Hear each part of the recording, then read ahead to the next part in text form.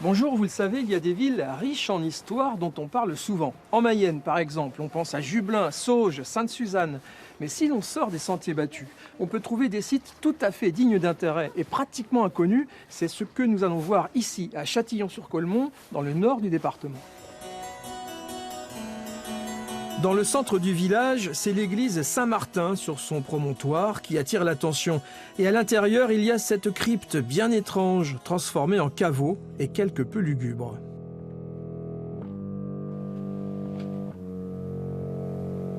C'est assez saisissant. Donc on se trouve ici dans le caveau des seigneurs du Plessis-Châtillon, un caveau qui a été réalisé en 1629. On trouve là inscrit sur le mur la date de décès de René du Plessis-Châtillon.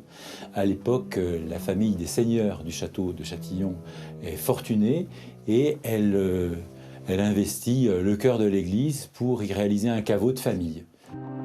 7 cercueils de plomb, dont celui d'un enfant, occupent l'espace restreint.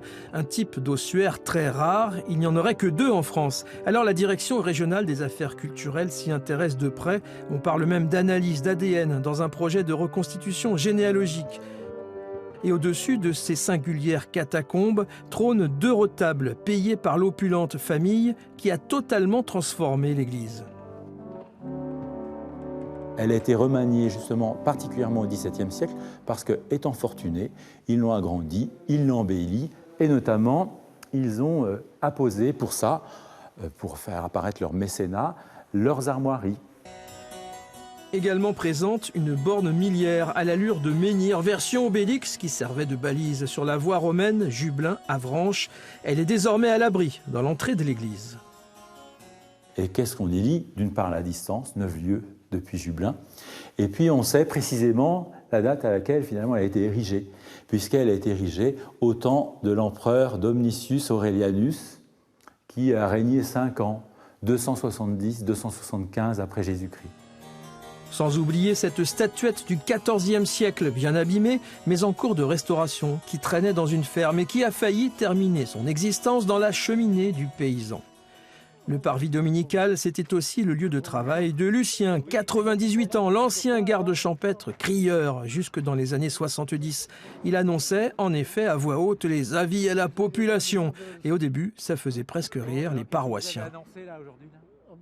J'étais surpris de me voir faire tous les dimanches à la sortie des messes que j'étais là, quoi. Ça rigolait? Ça rigolait un peu, quoi. Et puis après, ils s'y sont faits. Après, oui, ils l'écoutaient quand même, hein, parce que ça les intéressait.